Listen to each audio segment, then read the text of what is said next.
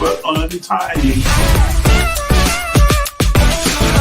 And so the universe then has no choice.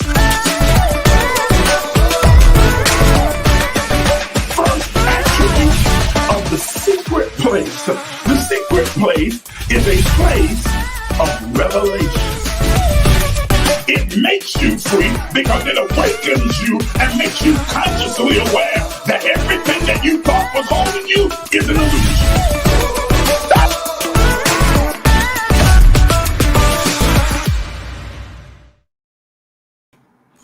Good evening, everybody. Good evening and welcome to Momentum. This is a ministry of the Emerge movement, where we are empowering people on their journey towards spiritual wholeness.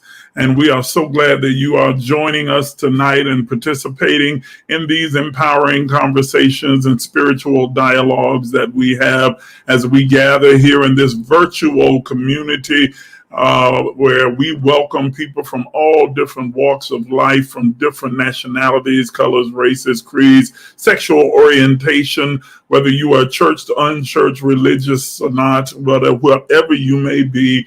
We're looking for sincere seekers, those who are seeking out truth and real connection with God so that they can evolve and become the highest version of themselves.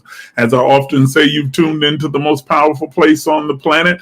You are in the place where you can receive the kind of insight, understanding, revelation, and discovery that will expand your consciousness and increase or raise your vibrational level so that you are emitting the kind of energy that creates and curates the kind of life that you want. And so tonight I'm just excited to welcome you as a part of this fellowship, this gathering, this movement that will positively impact the entire globe. As I ask you always at the beginning of every live broadcast, that if you would please take a moment and share this broadcast wherever you're watching from, whether you're on my personal page, the Emerge page, AIM Ministries page, or watching us on our Emerge YouTube channel. Please take a moment and share this broadcast with every person that you know on your particular page. If you're on Facebook, if you're on YouTube, when you hit share, a link will come up. Copy that link and just send it out to as many people as you desire, so that they will be alerted that we are on the air and they can come and join in this conscious conversation. So please take a moment and do that for me right now. And while you are sharing, please, if you should happen to think of any persons that you think would really benefit from being a part of this conversation, this dialogue that we're having, or maybe they would be a good contribution to this conversation, that please take a moment and tag them in the comments. Every person that you can think of, you can tag as many people as you want. Come on, let's tag a bunch of people and see if we can build out the platform and expose this movement to multitudes and begin to multiply the number of people that are joining us in the conversation. So take a moment and do that for me right now. And while you are sharing and you are tagging, share it on your page and tagging.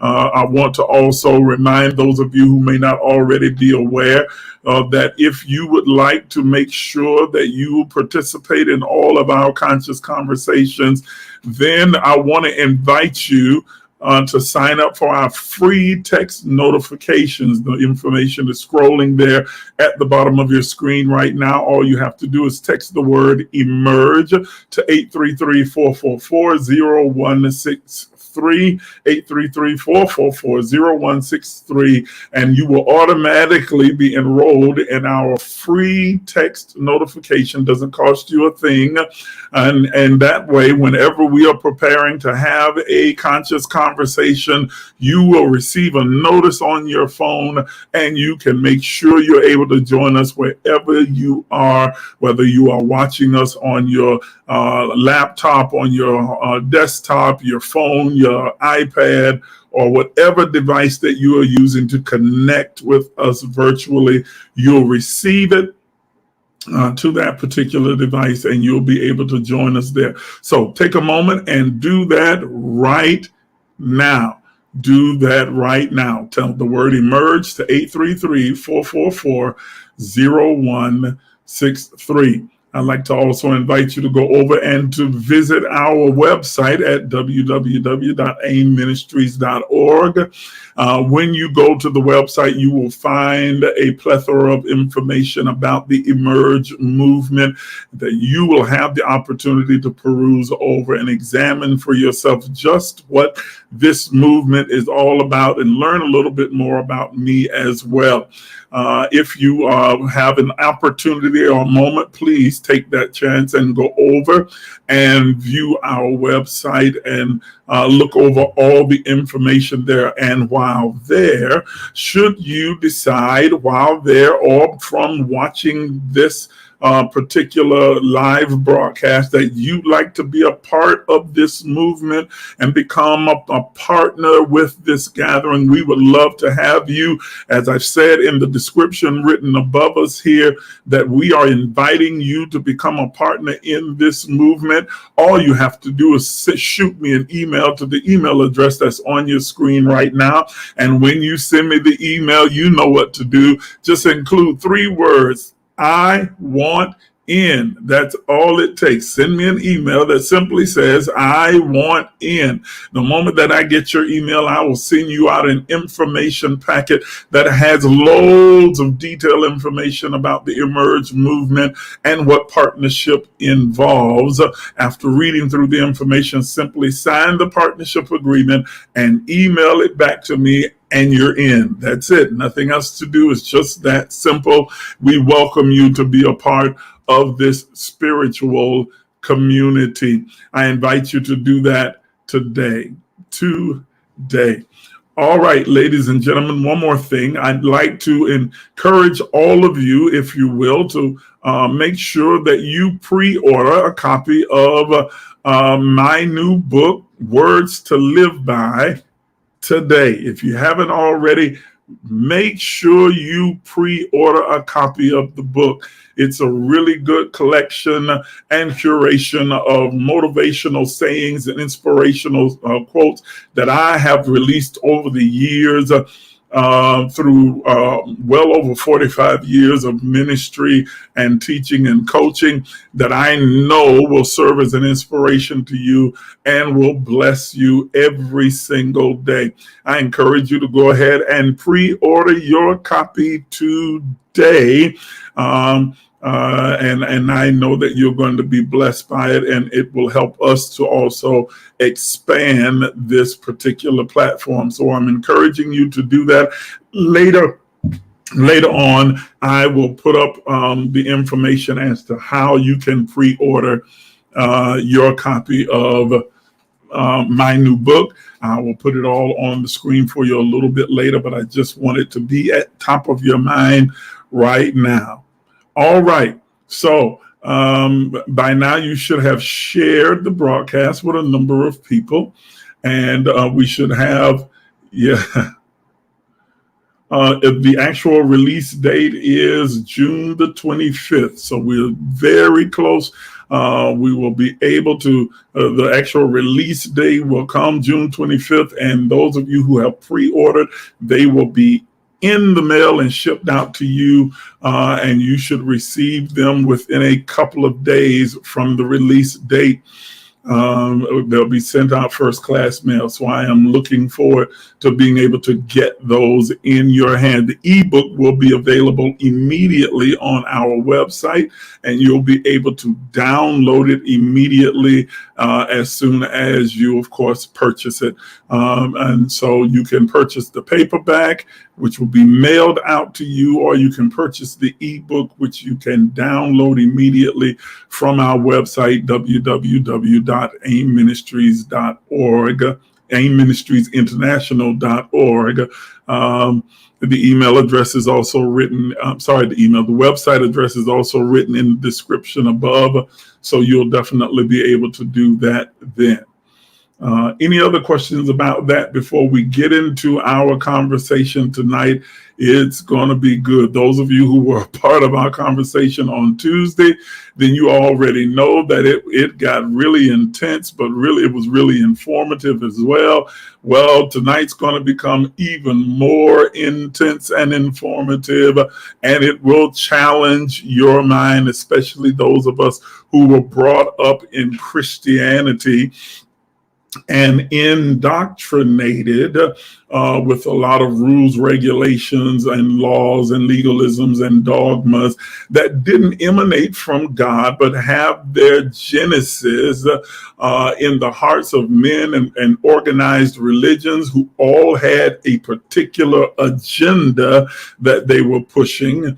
And they're not even biblically based, yet alone based in anything that God has said, but simply traditions and rituals and dogmas that are tied to specific religious ideologies that are wrapped around their underlying agenda, most of which is to be able to exercise a certain amount of manipulation and control over their followers. But what we are specializing in is barbecuing all of those sacred cows and giving you absolute truth that you are able to search out for yourself. And we understand that when something is true, the principle of truth is it makes you free. That is the absolute outcome. It is the effect of a truth encounter. That the cause and law of cause and effect says for every cause, there is a specific and definite perpetual effect. Well, the effect of the causation of having a truth encounter is that truth makes you free. Anything, I don't care what it is, any idea, any belief, any teaching, any dogma, any doctrine that tends to limit you, bind you, to hinder you, then it is not based in truth. Truth absolutely makes you free. It gives you a clearer insight, understanding, revelation, knowledge of a thing of yourself, and it frees you from every limitation. So this is what we strive to do, is to give you absolute truth. And again, as I always say, you don't have to take my word for it. You shouldn't take anyone's word for it. Your journey and your relationship and your evolutionary path with God is your own. And so you take what you hear here, and I encourage you to go and do your own research, look over it, ponder over it, meditate over it, pray over it, and then hold fast to those things that serve you. If it doesn't serve you, then dismiss it and move on. Or as we used to say growing up, I used to hear the older people saying, and it's become one of my sayings, you eat the fish and spit out the bones. Okay, you take in what serves you, you take in what works for you, and the rest you leave. Okay, that's what you do. That's what you do. All right, so we're going to dive into this subject that we began on Tuesday night. that is centered around sex and sensuality. Sex and sensuality. This is an important conversation. And I am so glad that you are here and have decided to be here to participate in it. As always, the comments are open. If you have questions or comments or concerns, you can put them in the comments. I go there often to try and monitor, and we will walk through this whole learning process together. Okay?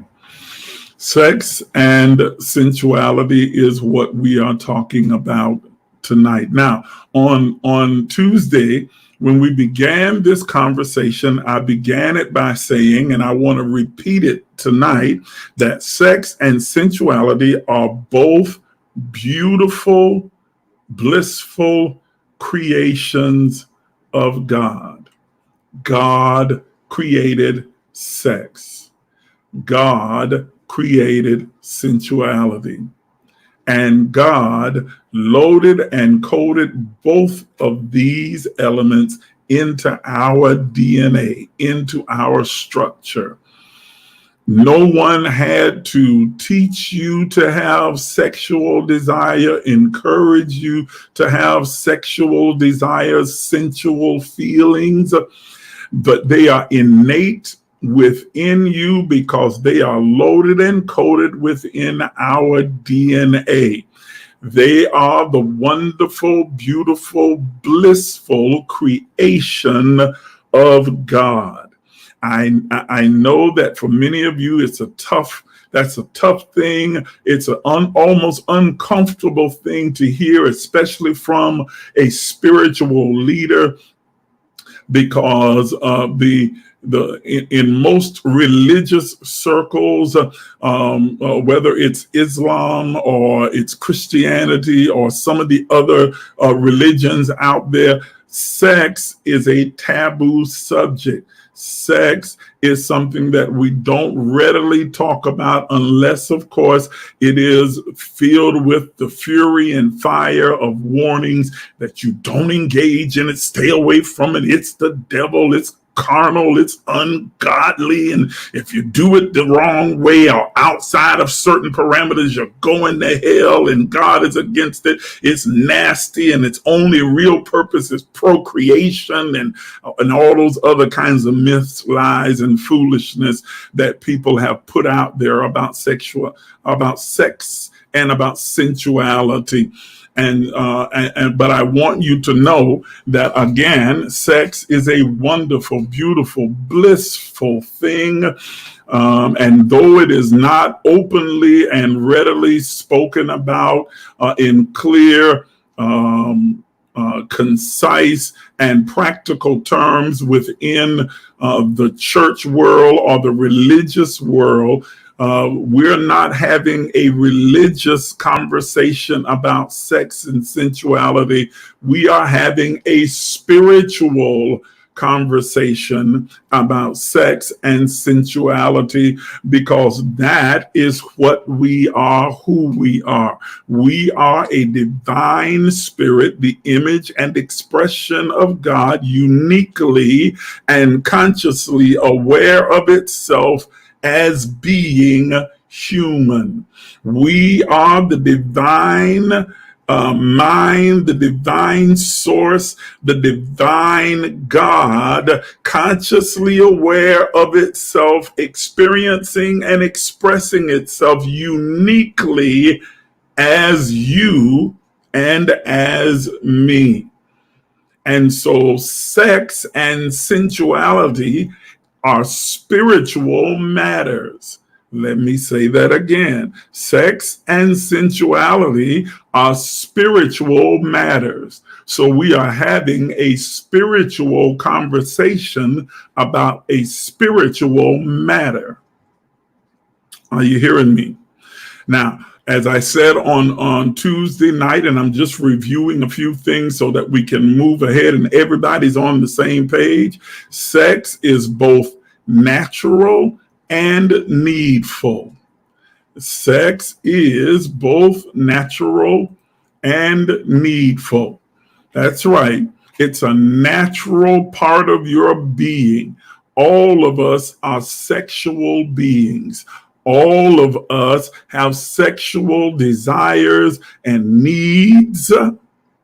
All of us have sexual urges. And any person, I don't care how saved, if they got the Holy Ghost running out their nose and out their bosom from between their toes, and they tell you, I don't have any sexual desire, they are lying to you, or they suffer from an abnormality that needs medical and psychological help. Because it is absolutely natural for you to have sexual desires. It's not something you have to be told to have. It's not something that you have to be taught to have. That as you come through the maturation process and hit what we call puberty, those desires come in like a flood. If you can remember when you hit puberty, and it varies, the age of that varies from person to person, that though all of a sudden you start having these urges and feelings and desires within you, and girls aren't yucky, or boys aren't, nasty anymore. Now you start to feel and think and view and perceive them differently, because now you have these desires that are emerging within you, and that no parent or any other person had to tell you about. They just happen innately on their own, because they are a natural part of your being. As a matter of fact, your mom and dad were hoping that they would hold off as long as they possibly could. Okay, but they are a natural and innate part of your being. And yes, they are natural and they are needful. And I went through some of the benefits of sex in our last conversation. I will mention each of them without any explanation or detail. But some of the benefits and if you want the details, you can go back to that replay from Tuesday night, and we go into more detail about it. But some of the benefits from sex, our sexual intercourse, it is of course a stress reliever. It aids in memory. It strengthens your immune system. It aids women in their vaginal wall and lubrication. And it also aids men in building up immunity toward where prostate cancer is concerned. And those are just a few of the benefits. Of course, there are several more, but those are just a few that we highlighted on Tuesday night. And again, this is not something I cooked up on my own. I read for you directly from the New England Journal of Medicine. So these are from legitimate doctors, scientists, and psychologists that talk about the benefits, the natural, physiological, emotional benefits of sex. Okay?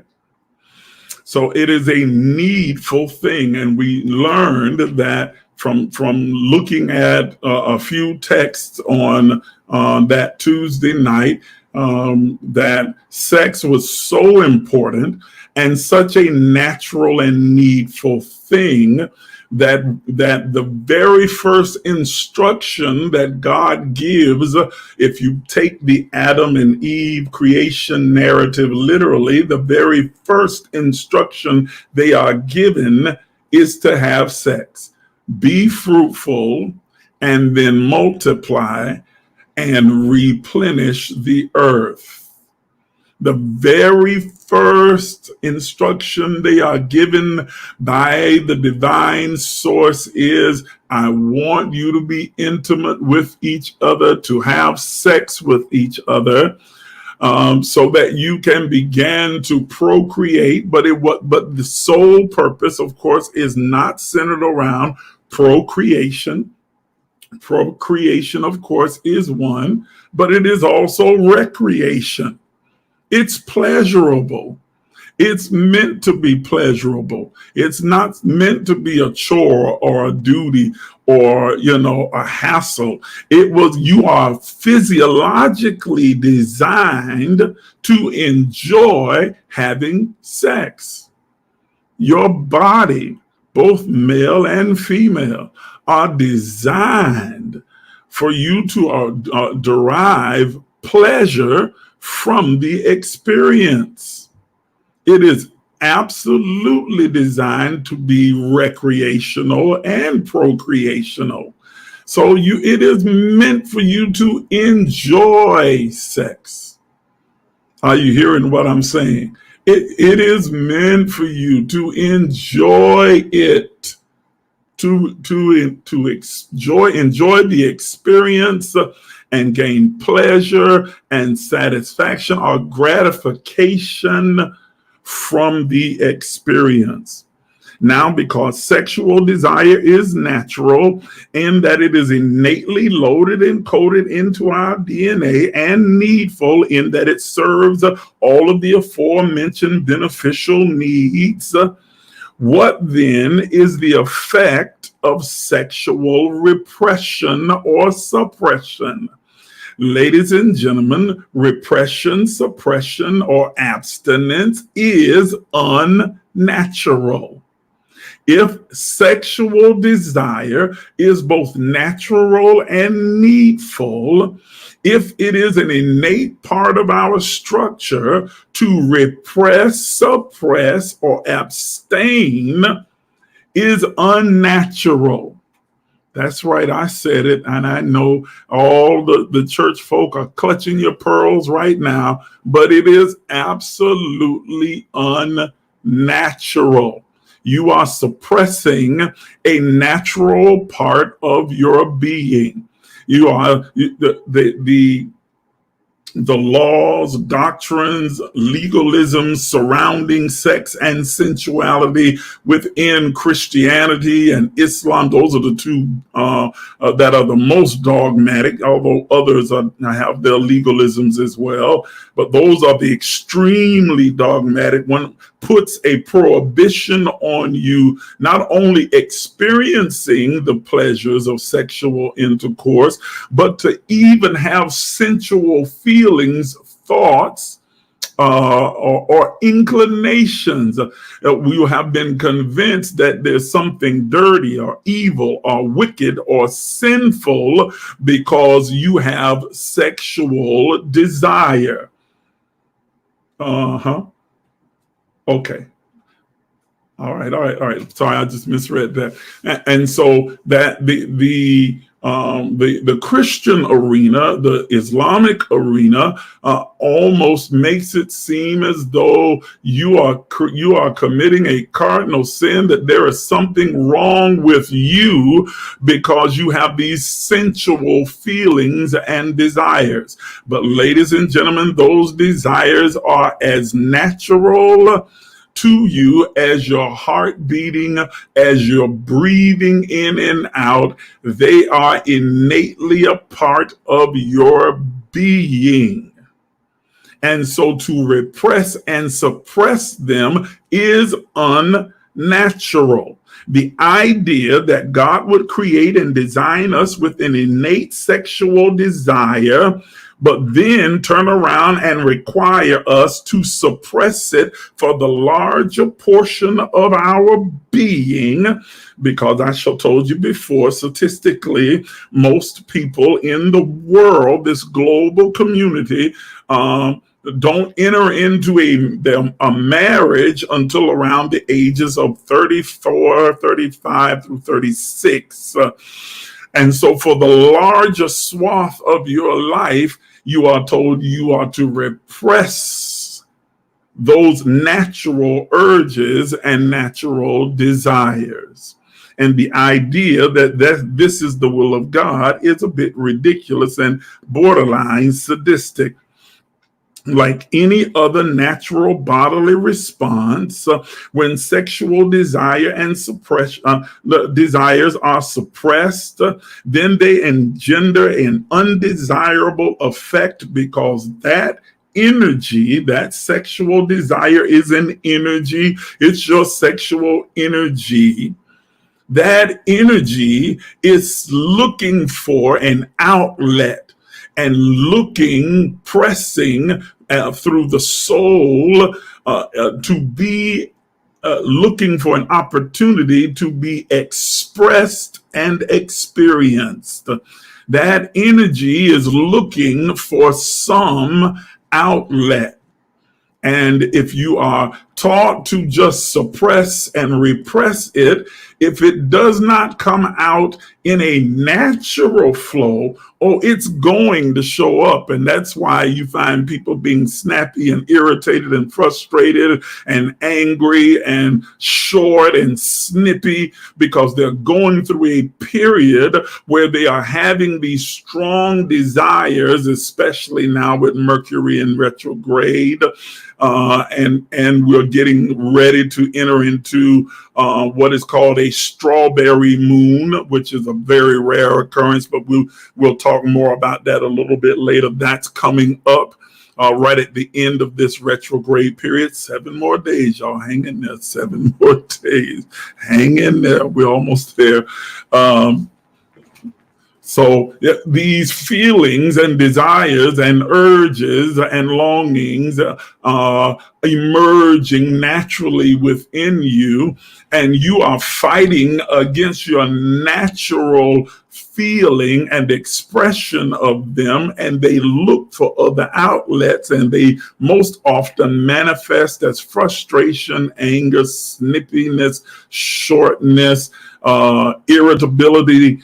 These kinds of things. You just irritated by everything, mad at the world. You wake up mad and don't even know why you're mad. Okay? You don't want to be bothered, don't want to talk to nobody, don't want nobody saying nothing to you. Okay?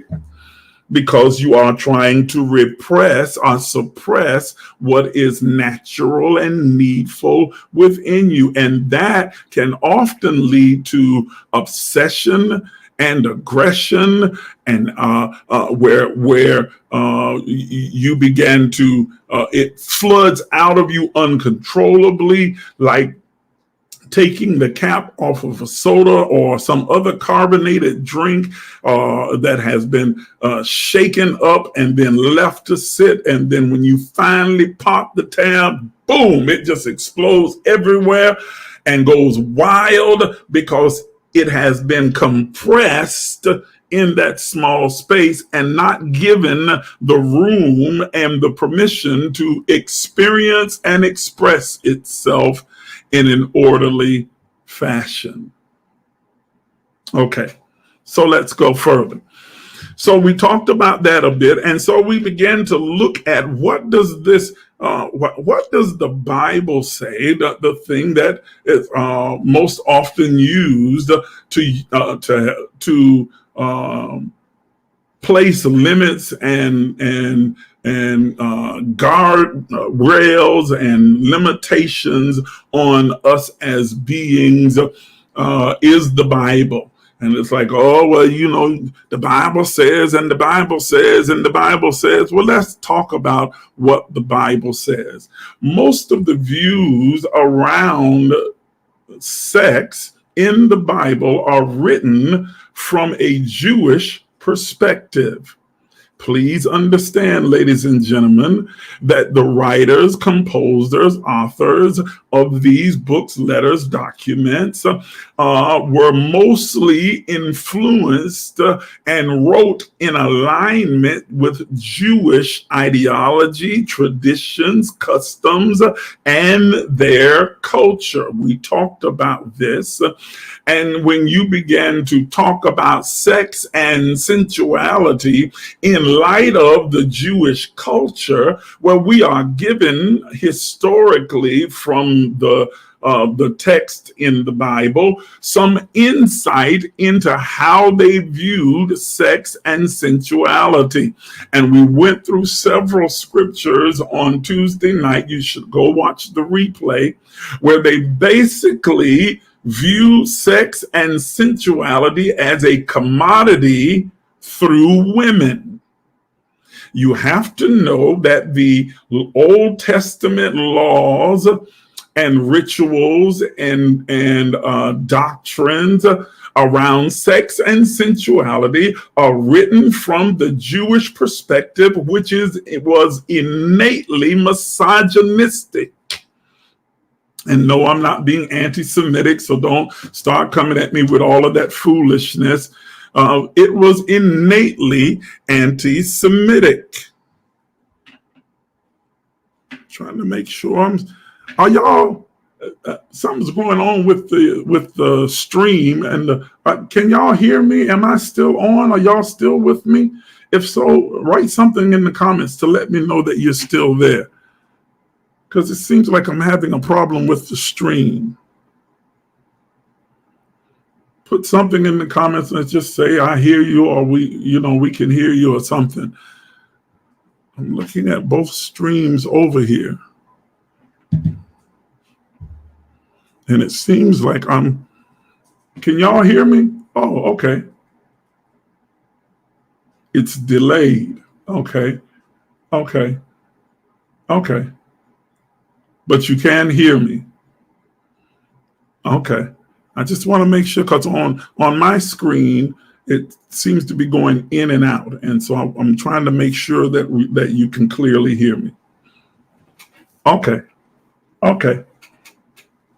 Good.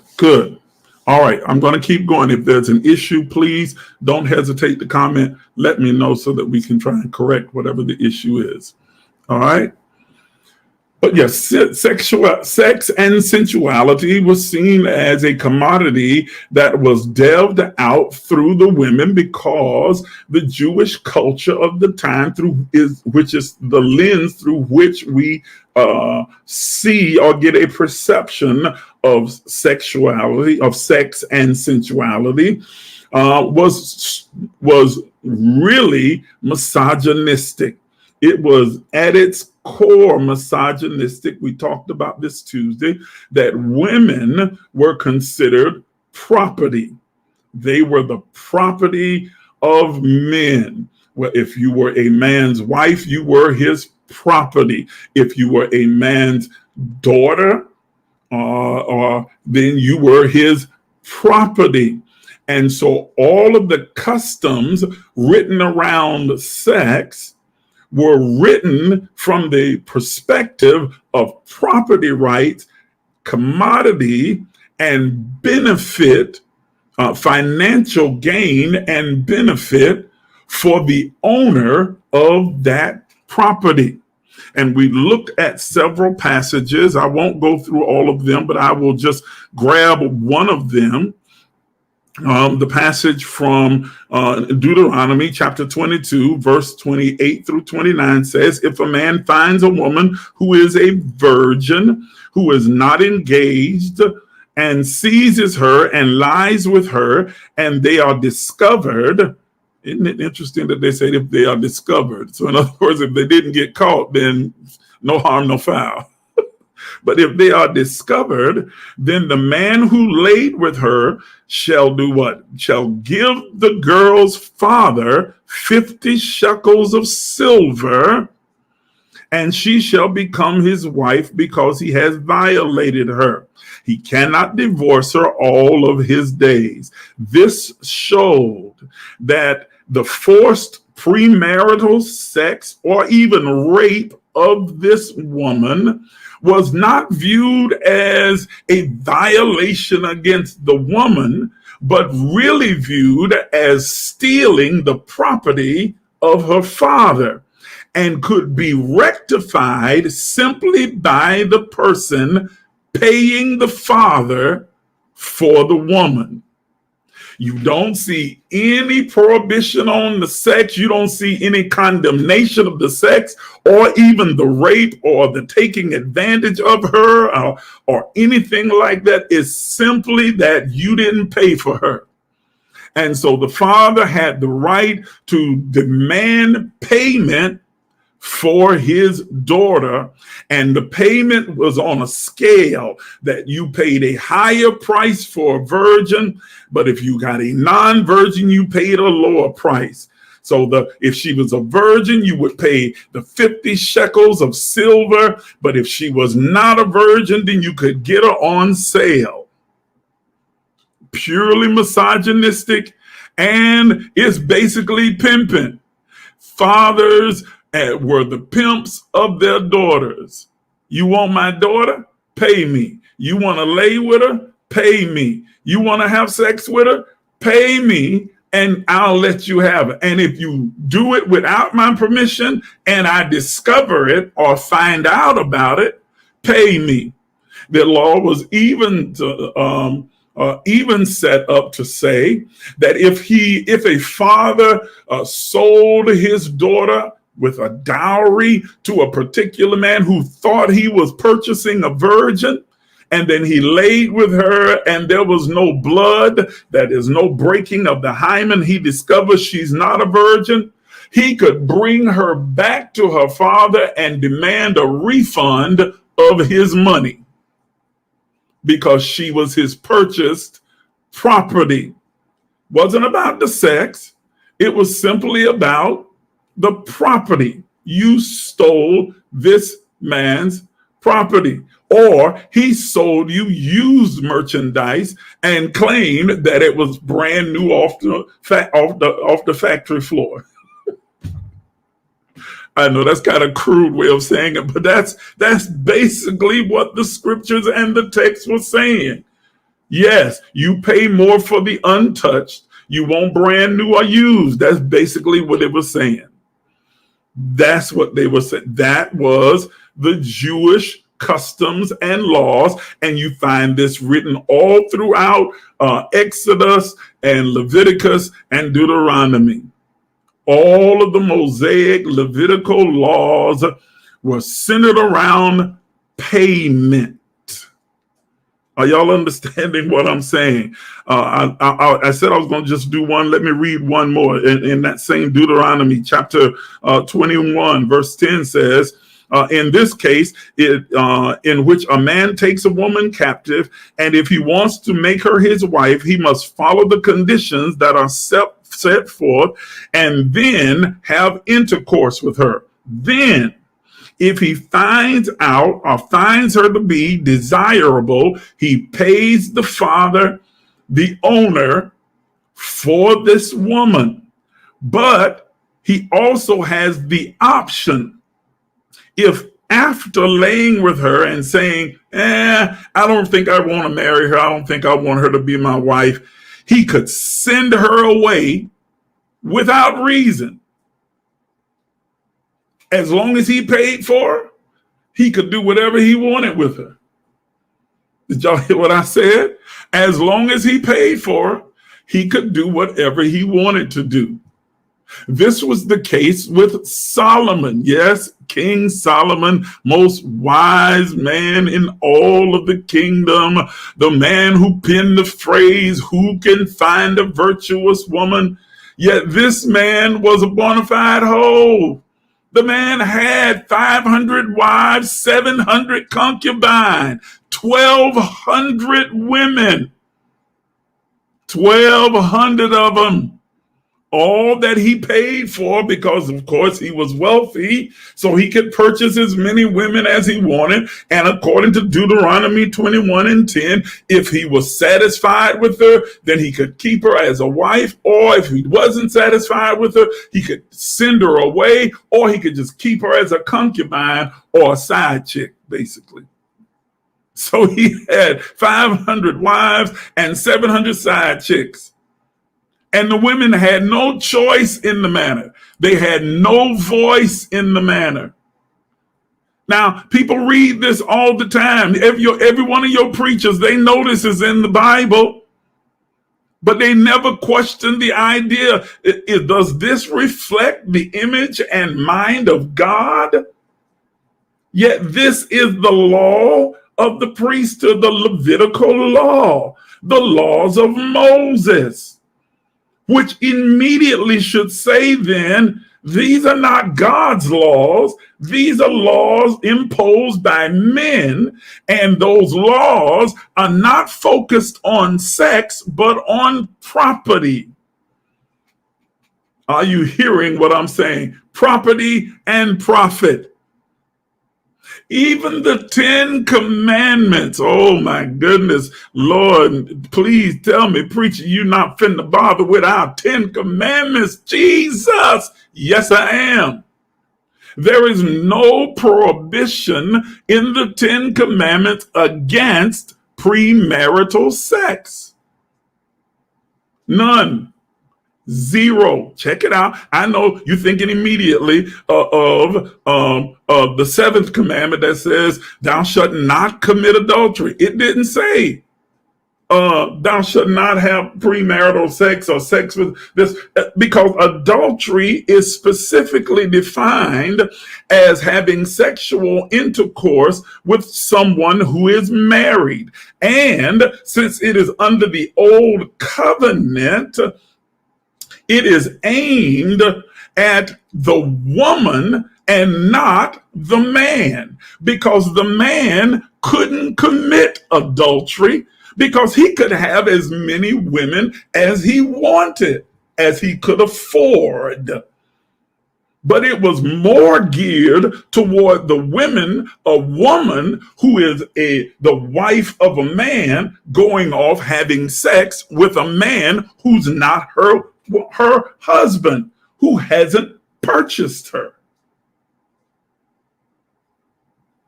Woo, I know that one's tough right there.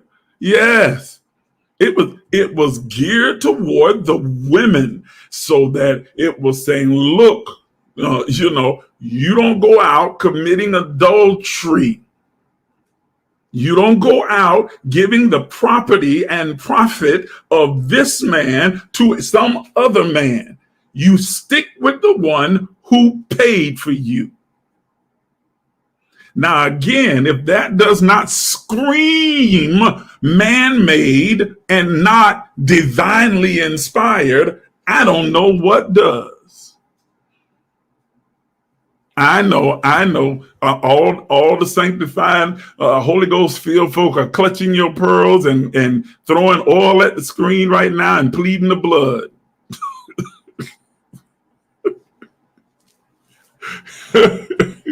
But when you get through pleading, the truth is still the truth. It's right there on the page. It's black and white. Go and read it for yourself. Are you hearing what I'm saying? Yes, absolutely. David Smith says also, sorry, I clicked the wrong one. Yeah, he says also, Apostle, you could test drive the car before you bought it. That's absolutely true. We just read the text that says, listen, you get to go and lay with her, and if you find her desirable, pay the money, you get to keep her. You don't find her desirable, you still got to pay the money, but you can just send her away and say, I don't want to keep her. Women couldn't they couldn't divorce a man.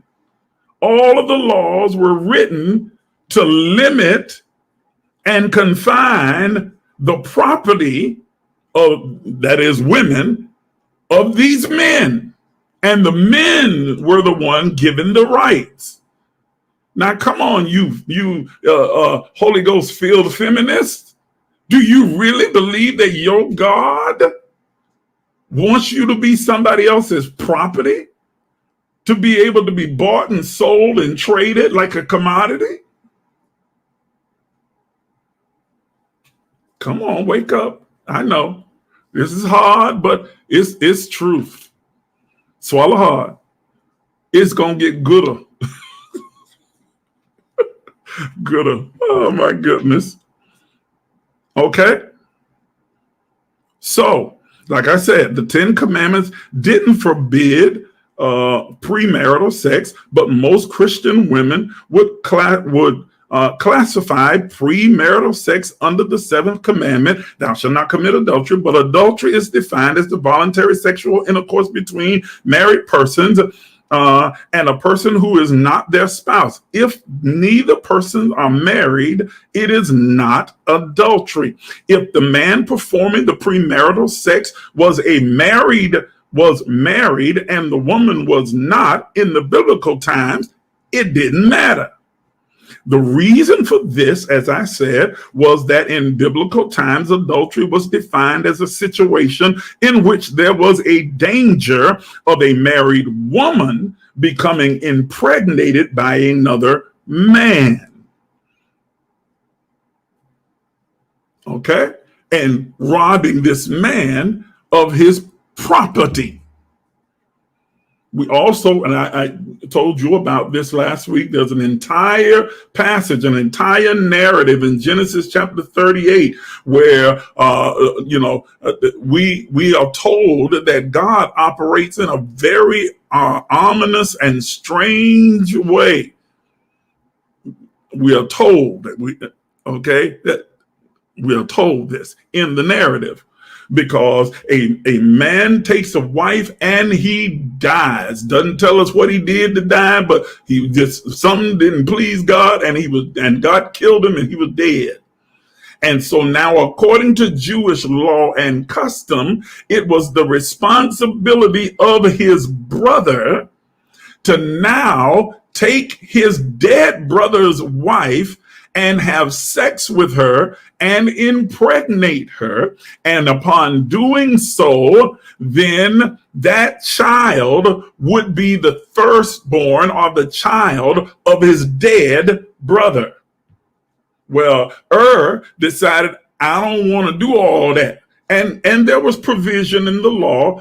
You read it in Leviticus and Deuteronomy. There was provision in the law that if a man decided that he didn't want to do that, a brother decided that he didn't want to do that, he would just come to the council, say that he didn't want to take on that responsibility. They would bring him into the town square, spit in his face and on his feet, and then, shame him for a certain number of days, and then he'd be released. And he had to pay a certain amount of money, and he'd be released from that responsibility. But instead, he said, no, I don't want that humiliation. What I'm going to do is, he went in and he lays with his brother's wife, his dead brother's wife.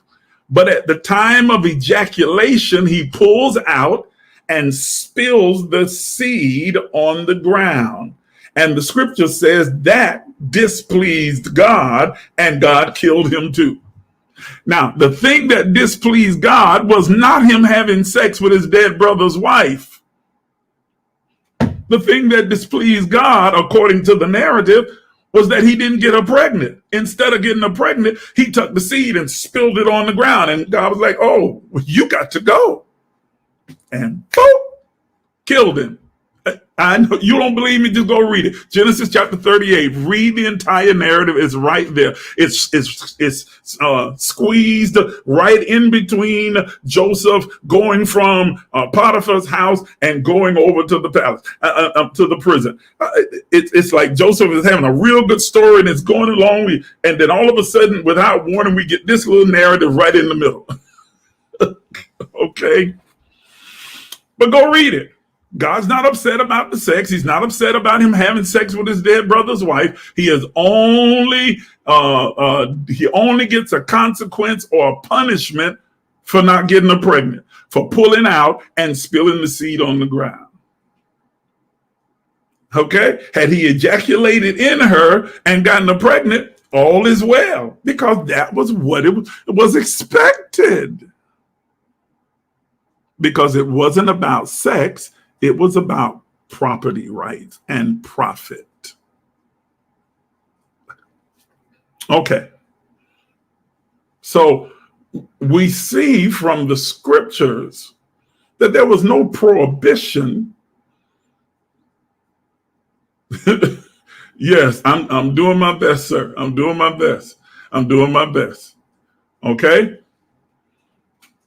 So we see that from the Old Testament description, there was no prohibition on premarital sex. There was no prohibition on sexual expression.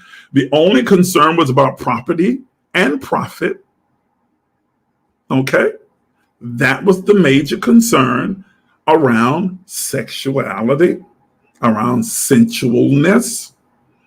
And there are several other verses and several other laws in there we could talk about, and several other characters that we could deal with. Like I said, from Solomon to David to, just right on through Abraham. I mean, you realizing Abraham got his handmaiden pregnant because he thought his wife couldn't be, yet his handmaiden wasn't his wife. And there was no problem with him having sex with her. It was just the seed that came out of it, wasn't the chosen seed. And even with that, God says, I'm still not going to harm the little boy and the woman. I'm going to give them their inheritance, but the one I want is the one you have with Sarah. Still no punishment for having the sex. And the wife says, go have sex with her. And the maid, she wasn't asked. She didn't have a choice. She was property. Nobody asked her, do you want to sleep with Abraham? You want to have one of Abraham's kids? Come on, Me Too generation. They would have called hell back then. She wasn't given any choice. Okay, so we see the whole discourse and the culture around sex and sensuality as highlighted in the Old Testament, okay, strictly from the Old Testament, was around property rights, property and profit. There was no prohibition on premarital sex. There was no prohibition on having multiple sex partners for men. Not for women. Strictly misogynistic. Men could have multiple sex partners. But women, nope. All 1,200 of those women had to just wait for Solomon to get around to them. And if he didn't want to have sex with them, then oh well. They just had to sit there and just grin and bear it. Be frustrated. Let that energy build up. Whew. I could stay there for a while, but I want to get over to this New Testament. Man, I'm already over time already, but we got to keep going. Are y'all okay if we keep going? Are y'all okay if we keep going? Oh my goodness, this is such a good question. Yvette asked, so how does Sodom and Gomorrah come into play when it comes to sex? Oh, that is such a good question that would take some time for me to really be able to decipher for you, but I will give you the highlights, and then we need to have a larger, bigger conversation around that, because that is a text, a narrative that has been so misinterpreted and so abused and used as a cudgel to beat up people across the head, especially those of the LGBTQ plus community. And that text has nothing to do with homosexuality. Absolutely nothing to do with homosexuality. And God destroying Sodom and Gomorrah God did not destroy Sodom and Gomorrah because of homosexuality, because had God destroyed Sodom and Gomorrah because there was homosexuality there, God would be a hypocrite. And God would be a respecter of persons, because homosexuality was widespread at the time, and it was practiced not only in Sodom and Gomorrah, but in Greece and in Rome and in Mesopotamia and all of the known world. It was a very common practice. So why would he pick out one little small town to destroy and not all the rest of them that all had homosexuality going on in them? It had nothing to do with it. And it says it in the narrative even. It says it in the whole dialogue between Lot and God, the supposed dialogue where Lot is saying, well, you're going to destroy the righteous with the unrighteous and so on and so forth. And so he says, well, what if I find this many righteous people there? Then God says, okay, if you find that many, then I won't destroy the city. Well, what if I find this many? Well, okay, if you find that many, I won't destroy the city. If God was so anti-homosexuality, then it wouldn't have mattered about who was righteous there, who was right. So the focus of God wanting to destroy the city, according to the narrative, was because there were no righteous people there. Not because there were homosexuals there. There were homosexuals everywhere. The problem was there was no righteous people there. Righteous homosexuals, righteous heterosexuals, righteous people. And so the narrative is trying to illustrate a bigger point that we distilled down to the almost ridiculous and used it as a cudgel and a hammer to beat people across the head. Again, we're going to have a much larger conversation about that. And I intend to do that because that is a conversation we need to have. We need to have it to divorce ourselves of the lies and limitations and the ideology that has arisen out of Christianity and Islam and other religions that condemn those of the LGBTQ community. They condemn an entire pocket of society that God never condemned. That's right, I said it. It's not a sin. They are not condemned. They are not an abomination. All these other stupid, ridiculous, asinine labels that religion has put upon those people. They are divine, unique expressions of God, just like everybody else. But that's a whole nother conversation. We'll get to that piece later. I know I just shocked about a good 8 or 9 of you that are on here right now, and I got Bibles being thrown at me left and right. Come on with it. My inbox is open, my email is open. Come on with it. I got just as much Bible as you do, but I also have some logic and and critical thinking as well, and facts. All right. So anyway, let's continue with what we're talking about here. Let's continue. So that is the Old Testament attitudes about sex and sensuality. But what about the New Testament? You say there was no prohibition against premarital sex, against experiencing and expressing sexual desires, against or in all of these things, that it was centered around profit and property in the Old Testament. Well, what about the New Testament? What about fornication? Isn't fornication a sin? Come on now, you ain't going to tell me that fornication is not a sin. Well, you are absolutely right. Fornication is absolutely sinful. It is an error. It is antithetical to our alignment with divinity. Fornication is sin. But do you know what fornication is? I bet you don't. I bet you don't. Let's explore and let's find out what fornication is. Absolutely, it's a sin. But let's see what fornication is.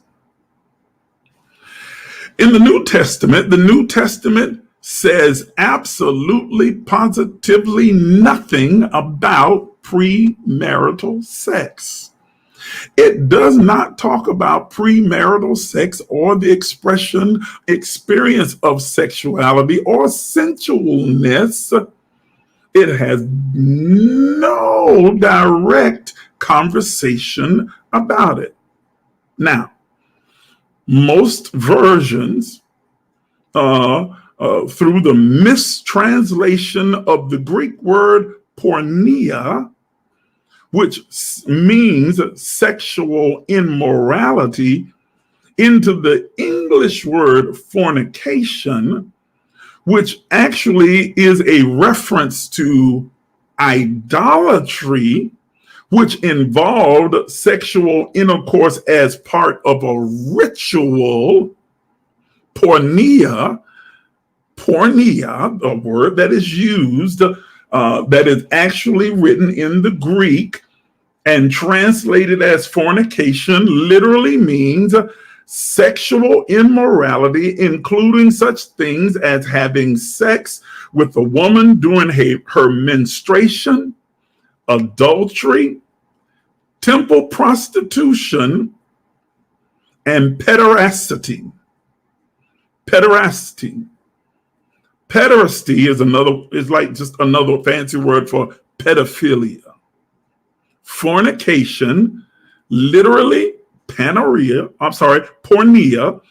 literally means sexual immorality, including things such as sex with a woman during her menstruation, adultery, temple prostitution. You bet you didn't know that there were temple prostitutes. Well, you should have kind of figured that out from what we saw in the Old Testament, how daddies and others were pimping their daughters out. Okay? And pederasty or pedophilia. So in every place, ladies and gentlemen, listen to me carefully. In every single place in the New Testament where the word fornication or porneia is used, and there are only 28 places, and I am going to deliberately, hopefully tonight, go through all 28 of them. There are only 28 places where the term is used, and in every place the term is used, it is used in the context of idolatry, incest, or pedophilia. In every place the term fornication is used, it is used in the context of idolatry, incest, and pedophilia. Are y'all hearing me? That is the true definition of fornication, and fornication is indeed a sin. But fornication is not what you have been told is having sexual intercourse with someone you are not married to. Woo, boy. There's a whole nother conversation that branches out of this one that we will definitely have we'll probably continue this on Sunday, because we need to talk about what constitutes marriage in the sight of God, because God is not an American. Let me say it again. God is not an American, and God is not a Christian. Let me say that again. It should be obvious, but I'm sure it comes as a shock to many of you. God is not an American, and God is not a Christian. And so the things that define marriage as it relates to the United States and its constitutional laws, those things were not breathed out by God. Shock.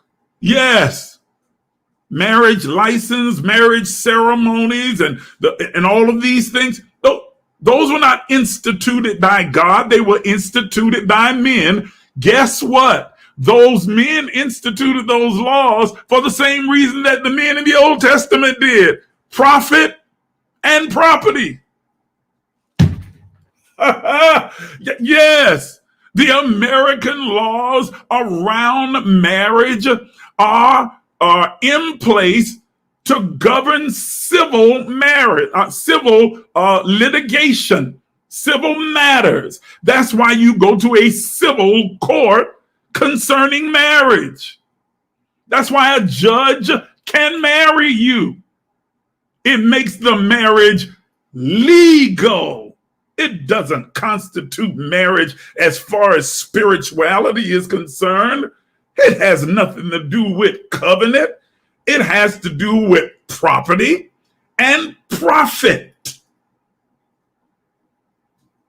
Oh, I know y'all don't want to hear this piece right here. But that's just absolutely true. Do you understand that in other countries, other cultures, there is no marriage license? So what? All of those people are all doomed to destruction because they don't follow an American custom, an American law?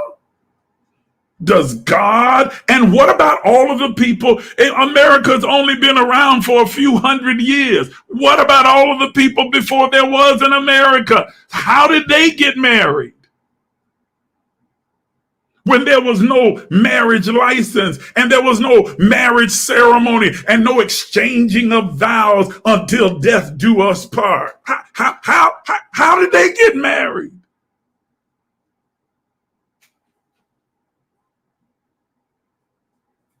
Huh? Are y'all hearing what I'm saying? Did you ever read anywhere where Joseph and Mary got married? Ceremony? License? As a matter of fact, when she got pregnant, they were espoused, engaged to be married, according to the text. That's the Matthew narrative, which, Maddie kind of added a lot of stuff in there, but that's a whole nother conversation as well. They're espoused. That's right, Mary. Unwed mother. Lord have mercy. Okay. Man, let me come on. Let me come on back because I'll go down the road. I'm telling you, we're gonna have that conversation. We'll probably pick it up Sunday, but we're gonna have that conversation. So you may well go ahead and get ready to take this medicine. You're gonna get this work. Okay. But what does the Bible say in the New Testament about fornication? Remember, fornication, the literal translation, porneia, is a sexual immorality that is centered around, in the context of idolatry, incest, and pedophilia. Okay? Having sex with a woman on her menstruation or temple prostitutes. That's right, Kiwi. Get this work. Let's take I know I'm way over time, so we won't get to all of this. So let's take a few verses of the 28. Let's just grab a few of them. We'll start with the very first mention of it is in Matthew chapter 5. Matthew 5 verse 32 says this. But I say unto you, whosoever shall put away his wife, saving for the cause of fornication. Wait, hold on. Causes her to commit adultery, and whosoever shall marry her that is divorced commits adultery. How can a wife commit fornication? If fornication is having sex, it's two unmarried people having sex.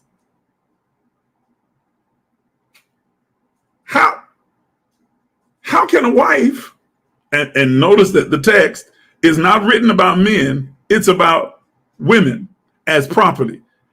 If whosoever shall put away his wife, not put away her husband, because she had no choice. She was property. Still. Saving for the cause of fornication. If she is his wife, she can't commit fornication. Not in the context of if it means, say, two single people having sex. She can't commit fornication. But if it is what the definition says that it is, idolatry, sexual immorality, if it is idolatry, sexual immorality, incest, or pedophilia, then the text makes sense. Whosoever shall put away his wife, saving for the cause of idolatry, incest, pedophilia, or sexual immorality, causes her to commit adultery. And whosoever shall marry her that is divorced commits adultery.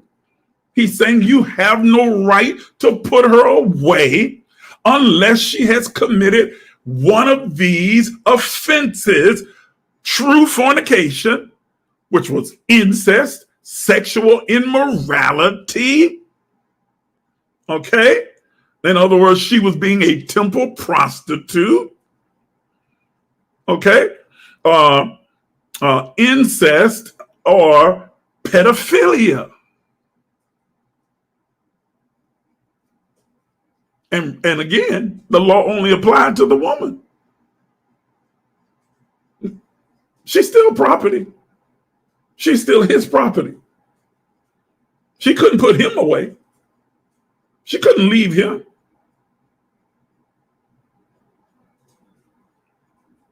Are y'all hearing me? No mention of premarital sex. The statement is about idolatry or incest or pedophilia or immorality, and what they considered immorality, again, sexual intercourse with her during her menstruation or temple prostitution.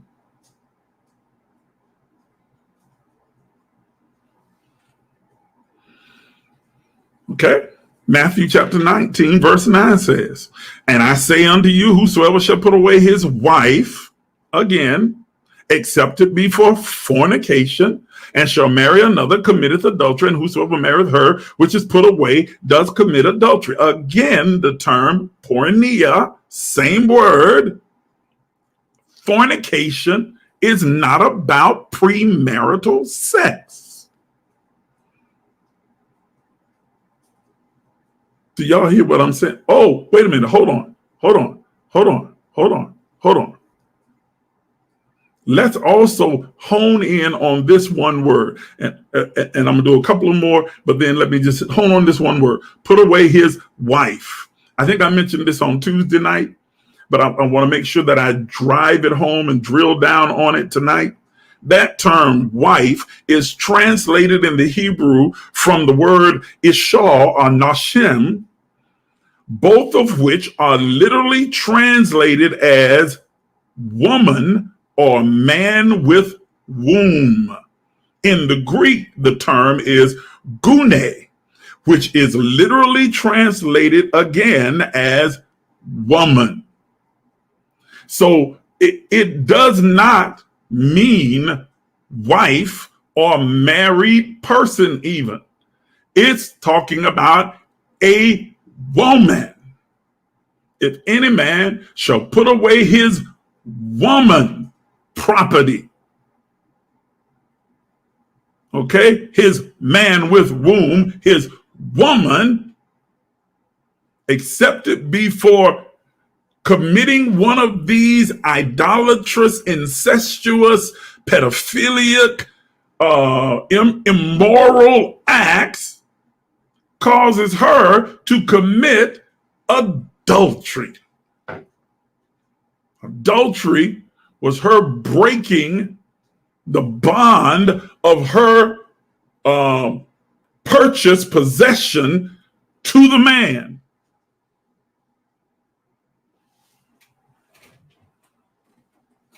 If she went off and played the harlot as a temple prostitute, or was a pedophile, or did one of these other specific actions, man could just put her away. Done with you. And she couldn't go off and marry anyone else. She couldn't be anybody else's property. She still belonged to him. She's just put away.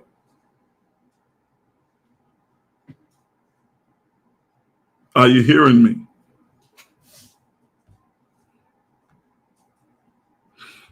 Couple more. I'm done for the night, and then we'll pick it up on Sunday.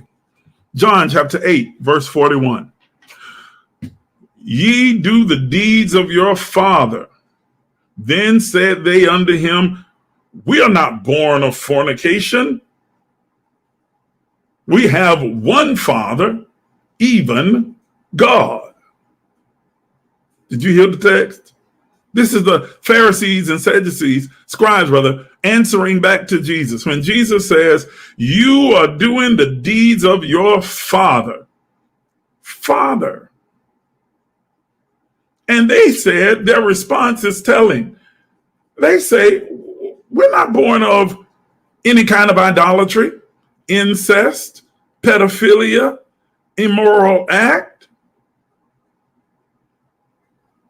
We have no father but God. Acts chapter 15. I'm trying to hurry.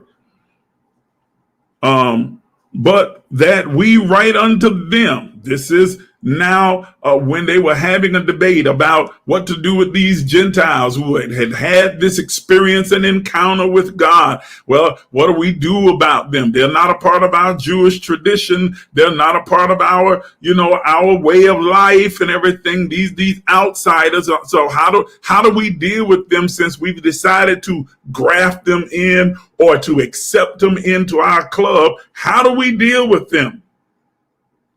And so they come to this conclusion and said, but that we write unto them, this is what we're going to write to them. This is what we're going to say. We're not going to force them to be circumcised. We're not going to force them to follow all of your Jewish customs, but these are the ones that we want them to keep, that they abstain from pollution of idols. What is the context?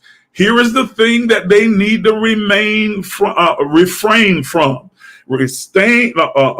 Refrain from the pollution of idols and from fornications and from things strangled and from blood. All of these things have to do with idol worship. Why would he include in this text fornication in the man-made definition of what it is, sex with someone, that two unmarried people having sex? Yet everything else in the context of the text is around idol worship, idolatry, pollution of idols, things that are strangled, and blood, all of them having to do with sacrifices made to idol gods. And then he throws in fornication. The continuity of the text is clear that he is talking about idolatry, which is the literal translation of the word. He is not talking about premarital sex.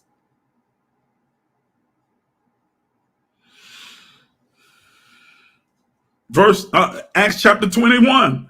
Verse 25 says, as touching the Gentiles, here we go again, same thing, which believe, we have written and concluded that they observe no such thing, that is circumcision, save only that they keep themselves from things offered to idols, and from blood, and from those things that are strangled, and from fornication. Idolatry.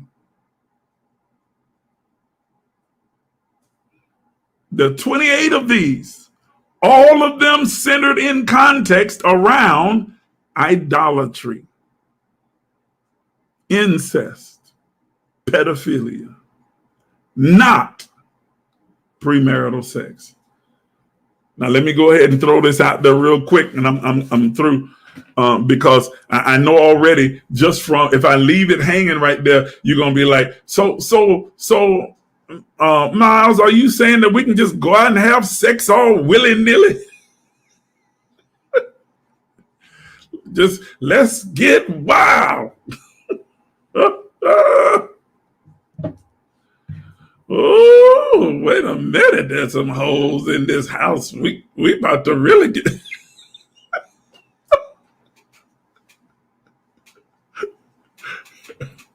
No, I am not.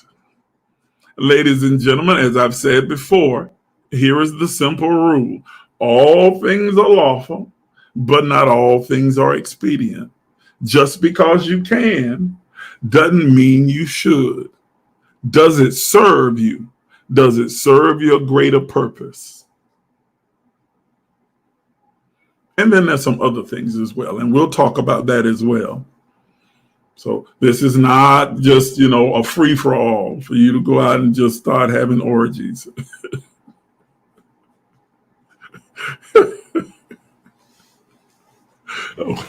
Okay. All right. We're not talking about that. Okay. There are principles, practices, and patterns that you choose. You get to choose how to apply to your life. We'll talk about that as well, because Paul gives a whole lot of opinions and wanting to impose his lifestyle on everybody else. He comes out and clearly says, this is not, this ain't God. This is just me. I'm just saying it's better for all of y'all to be like me and not to have nobody. But Paul had a very specific reason why he didn't have nobody. I know you ain't ready for that conversation yet. There's a reason why Paul was like, I ain't going to be with nobody.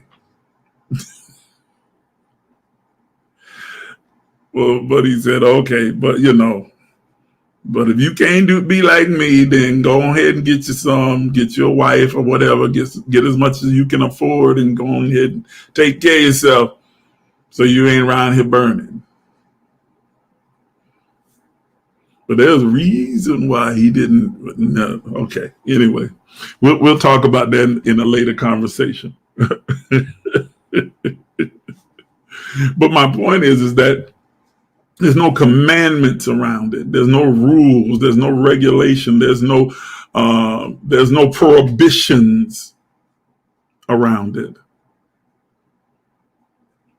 Okay. We have our intuitive nature. We have the Spirit of God that is within us to guide us, and we learn that will accuse and excuse our consciousness that speaks to us around these things, around what serves us best. Okay. So again, I'm going to close here because I've really gone over. I'm going to hold 30 minutes over. Sister Gloria, you almost got your wish. You almost went 2 hours tonight, but I'm going to stop here and we will pick it up on Sunday night. I am so glad that you joined me in this conversation. Before I close, are there any other questions? Let me check the comments, see if I missed any.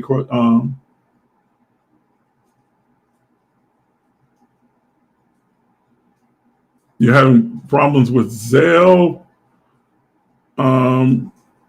You sure you're putting in the correct information? I'm going to put up that information in just a second, David. Just hold on. I'm getting ready to put it on the screen in just a minute. I don't see any other. Most definitely getting in the way.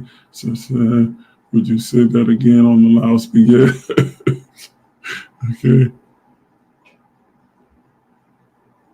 All right. I don't see any other questions. So we're going to go ahead and get out of here. Thank you again for tuning in tonight. I hope that you enjoyed the conversation. Hope you learned a lot. Hope I triggered your thoughts and whet your appetite enough for you to go and start doing some research and study of your own. My inbox is open. You can ask me anything on any topic, but on this topic or anything else that you want to, you can always send me an inbox or you can email me your questions. I get a lot of them. So if I don't answer right away, I am going to get to yours and I will answer. Okay. But please be patient with me. Please be patient. I am going to get to you and get your answers to you. But please don't hesitate to ask me anything that you want to ask. Or challenge anything that I've said. It's fine. I'm not ego tripping. Okay, not at all. Not at all.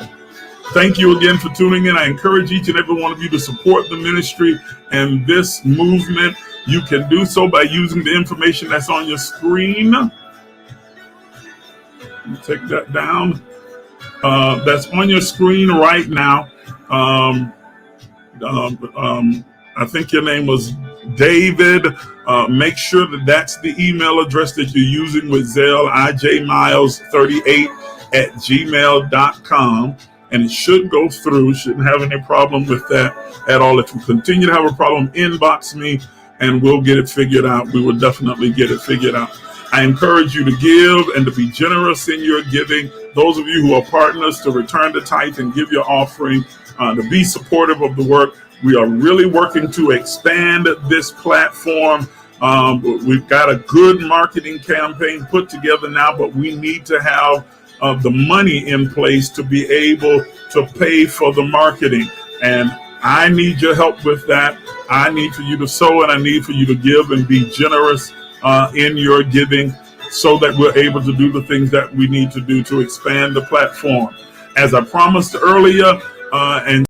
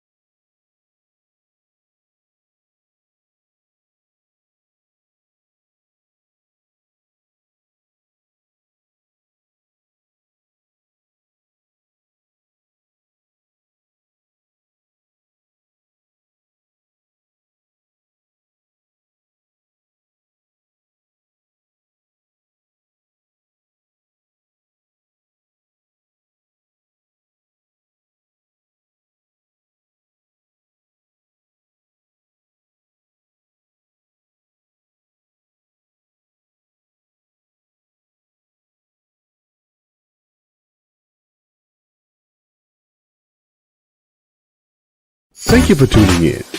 And be sure to catch us every Sunday at 7 p.m. for empowerment. that we are a unique expression. Every Thursday at 7 p.m. for momentum. The creation of God and the God who created him. Once again, be sure to follow us on all social media platforms. And we'll see you next time.